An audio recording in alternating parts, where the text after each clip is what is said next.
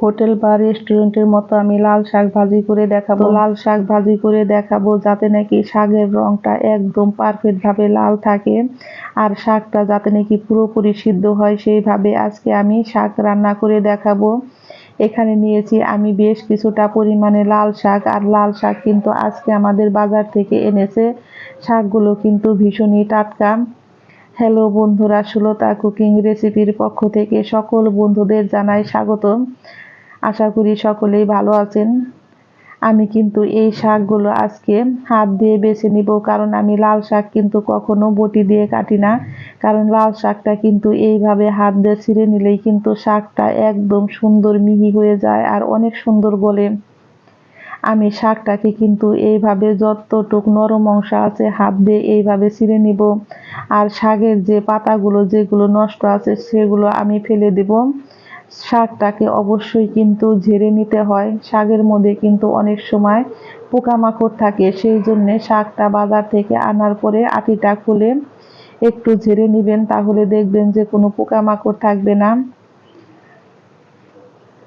আমি এরকম ভাবে হাত দিয়ে কিন্তু ছিঁড়ে নরম অংশটুকু নিয়ে নিব, যতটুকু অংশ নরম আছে। আমি শাকটাকে কিন্তু বেশ ভালো করে ধুয়ে নিব বেছে, কারণ শাকের মধ্যে কিন্তু প্রচুর পরিমাণও ভালো থাকে। শাকটাকে অন্ততপক্ষে 8-10 বার ধুইবেন, তাহলে দেখবেন শাকের মধ্যে কোনো বালি থাকবে না, আর খেতেও কিন্তু দারুণ মজার হবে। আমি আপনাদের সাথে পারফেক্ট ভাবে এই লাল শাক ভাজিটা শেয়ার করলাম। আমার এক বন্ধু ইউটিউব পরিবার থেকে দেখতে চেয়েছেন যে আমি কিভাবে পারফেক্ট ভাবে লাল শাক তৈরি করি, সেই রেসিপিটা। বন্ধু, আজকে আপনার জন্য এই রেসিপিটা আমি শেয়ার করলাম। আমি কিন্তু শাকগুলোকে বেশ ভালো করে বেছে নিয়েছি। এখন আমি 10 বার জল পাল্টে পাল্টে ভালো করে ধুয়ে নিয়েছি। চলে যাব চুলায়। চুলায় আমি একটা কড়াই বসিয়ে দিয়েছি, আর কড়াইতে দিয়েছি আমি ধুয়ে রাখা শাকগুলো। আমি হাফ চা চামচ পরিমাণে লবণ দিয়ে চুলার আঁচটাকে কিন্তু একদম হাই হিট করে ঢেকে রান্না করে নিয়েছি 5 মিনিট। 5 মিনিট পর বন্ধুরা ফিরছি। এখন আমি দিয়ে দেব 4 থেকে 5টা কাঁচামরিচ, আর কাঁচামরিচ দিয়ে কিন্তু শাকটাকে আমি একটু উল্টে দেব।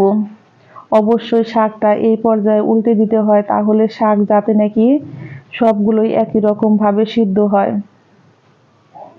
আমি আবারও শাকটা একটু নেড়ে দিয়ে হাই হিটে রান্না করে নিব 3 থেকে 4 মিনিট। আমি ফিরছি বন্ধুরা 4 মিনিট পর। আমার শাকটা কিন্তু সিদ্ধ হয়ে গেছে, আমি চুলাই থেকে নামিয়ে নিব। আমি কড়াইতে তেল দিয়েছি, আর তেলটা কিন্তু আমার গরম হয়ে গেছে। আমি দিয়েছি একটা শুকনো লঙ্কাকে অর্ধেক করে, দিয়েছি আমি হাফ চামচ পরিমাণে কালো জিরে। এখন আমি দিয়ে দিব বড় সাইজের একটা পেঁয়াজ কুচি, আর এখানে আমি দিয়ে দিব 3 থেকে 4 কোয়া রসুন কুচি। পেঁয়াজ আর রসুন কুচি আমার কিন্তু বেশ ভালো করে ভাজা হয়ে গেছে। এখন আমি দিয়ে দিব সিদ্ধ করে রাখা আমার লাল শাকগুলো। লাল শাকগুলো দিয়ে কিন্তু আমি অনবরত এইভাবে নেড়ে নিব। একবার হলো লাল শাক ভাজি এইভাবে খেয়ে দেখবেন বন্ধুরা, খেতে হয় অসাধারণ মজার। যে বাচ্চারা বাকি বড়রা শাক খেতে চায় না, তারাও কিন্তু চেটে পুটে খাবে, এতটাই মজার হয়। কথা বলতে বলতে আমার শাকটা কিন্তু একদম পারফেক্ট ভাবে রেডি হয়ে গেছে। আমার শাকে থেকে জলও শুকিয়ে গেছে, আর শাকটা কিন্তু একদম সুন্দর নরম হয়ে গলে গেছে। আমি এখন চুলায় থেকে নামিয়ে নিব। নামিয়ে পরিবেশন করে দেখাচ্ছি বন্ধুরা, দেখুন কত সুন্দর হয়েছে। আমার এই রেসিপি ভালো লেগে থাকলে বন্ধুরা অবশ্যই একটা লাইক করবেন, কমেন্ট করবেন, এবং যারা আমার নতুন বন্ধু আছেন তারা আমাকে একটা সাবস্ক্রাইব করতে ভুলবেন না। আমার নতুন এবং পুরাতন সকল বন্ধুদের জানাই আমি অসংখ্য অসংখ্য ধন্যবাদ। বন্ধুরা, এইভাবে লাল শাক ভাজি করলে কিন্তু শাকের রং একদম লাল থাকে, আর ভাতটা মাখলে কিন্তু একদম লাল টকটকে হয়। এই লাল শাক ভাজি হয় কিন্তু দারুণ মজার। তৈরি হয়ে গেল আমার ঝটপট লাল শাক ভাজি।